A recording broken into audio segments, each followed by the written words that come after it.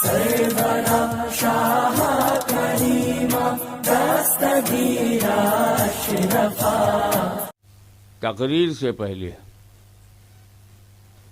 میں اپنے رب کی بارگاہ بے کس پناہ میں سبحان اللہ، شکرانہ پیش کرنا چاہتا ہوں. ارے سبحان اللہ، کیا بات. ہر بوڑھے آدمی کو یہ ڈر لگا رہتا ہے کہ جس مشن کو میں بڑھا رہا ہوں میرے بعد کیا ہوگا.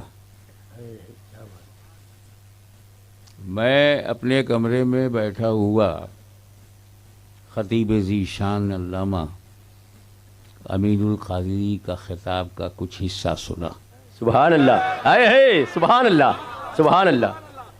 اور جس محبت کا جام آپ کو پلا رہے تھے، شراب محبت، سبحان اللہ. شراب محبت پلاتے جا رہے تھے، آپ پیتے جا رہے تھے، مگر نہ کوئی لڑکھڑایا نہ کوئی ڈگمگایا. کیا بات ہے، سبحان اللہ، اے زندہ باد، زندہ باد، سبحان اللہ. جیسا نام ہے امین، سنیت کی امانت کی حفاظت میں لگے ہیں. ہاں، سبحان اللہ، سبحان اللہ، سبحان اللہ. جب تک ایسے علماء ہماری جماعت میں ہیں ہمیں کوئی تحفظ ناموس رسالت کے لیے جمع نہیں ہونا. کیا بات ہے، کیا بات. تحفظ ناموس رسالت کی گارنٹی ایسے ہی علماء حق کی وجود سے ہے. کیا بات، سبحان اللہ، اے سبحان اللہ.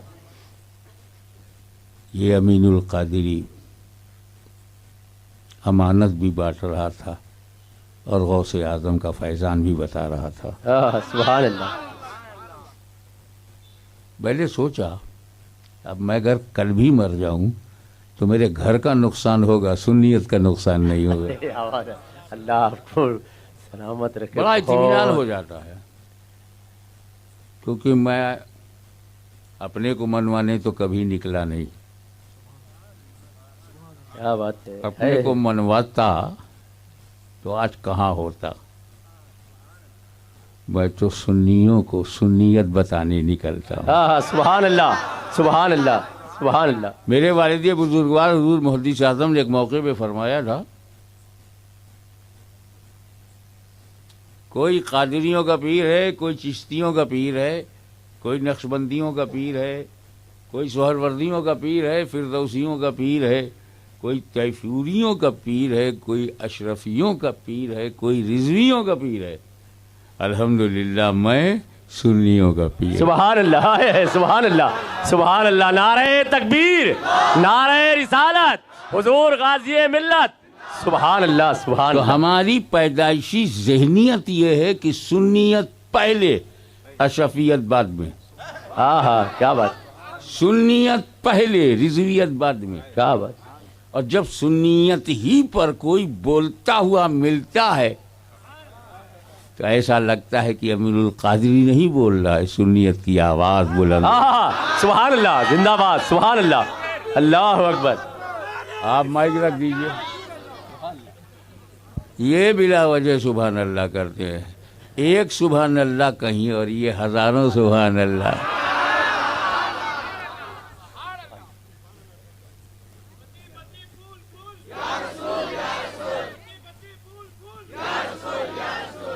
جب تقریر شروع ہوگی تب آپ لوگ نعرہ شروع کریں گے. ابھی تو میں اظہار تشکر کر رہا ہوں اپنے رب کی بارگاہ میں.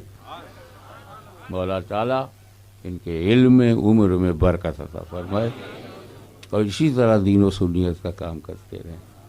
میں بغیر سمجھائے آگے نہیں بڑھوں گا کہ سنیت پہلے ہے، اشرفیت بعد میں، سنیت پہلے ہے، قادریت بعد میں، سنیت پہلے ہے، چشتیت بعد میں. اس کو سمجھائے بغیر بڑھوں گا نہیں، کیونکہ میری ذمہ داری یہ ہے کہ میں غوث اعظم کا بیٹا ہوں، غریب نواز کا غلام ہوں.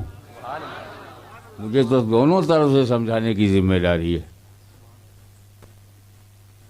یہ تو ہو سکتا ہے کہ کوئی سنی ہو، قادری چشتی نہ ہو، پکا سنی ہے، صحیح العقیدہ سنی ہے، مگر قادری، چشتی، سہروردی، اشرفی، رضوی، برکاتی نہیں ہے۔ ایسا ہو سکتا ہے؟ ہو سکتا نہیں، ایسا ہے، لیکن یہ ہو نہیں سکتا کہ کسی میں سنیت نہ ہو قادری ہو جائے، سنیت نہ ہو چشتی ہو جائے۔ تو چشتی سنی ہے، لیکن ہر سنی چشتی نہیں ہے۔ لہذا علماء کرام سے ہاتھ جوڑ کے گزارش کروں گا، اسٹیج پر سنیت کی بات کرو، تم شخصیت کی بات نہ کرو۔ تم سنیت پھیلاتے جاؤ گے، سنیت شخصیت بناتی جائے گی۔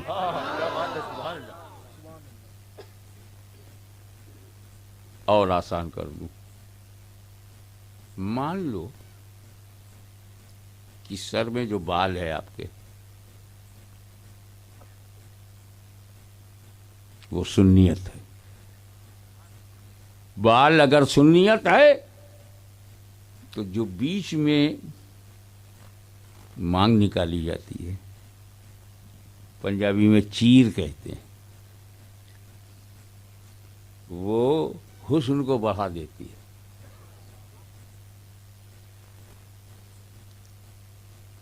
اس کی زینت ہے، اس کی زیبائش ہے، اس کی بیوٹی ہے۔ بال بال ہے، اس میں بیچ میں مانگ نکال لو تو اس کی بیوٹی ہے۔ وہ تو سنیت سنیت ہے، قادریت چشتیت اس کی بیوٹی ہے، اس کی خوبصورتی ہے۔ تو یہ تو ہو سکتا ہے کسی کے سر پر بال ہو، مانگ نہ ہو، مانگ نہ نکالے، مرید نہ بنے، لیکن یہ ہو ہی نہیں سکتا کہ سر پہ بال نہ ہو، مانگ نکل آئے۔ تو سنیت کو مضبوطی سے قائم رکھنا ہر فرض سے اہم فرض ہے، اور میرے امام اہل سنت فرماتے ہیں وہ سب میری کتابوں سے ظاہر ہے۔ رب تبارک و تعالیٰ تیرا بے پناہ احسان ہے ملت اسلامیہ پر کہ ایسے مقرر، ایسے خطیب، ایسا دل سے بولنے والے آج بھی ہماری جماعت میں موجود ہیں۔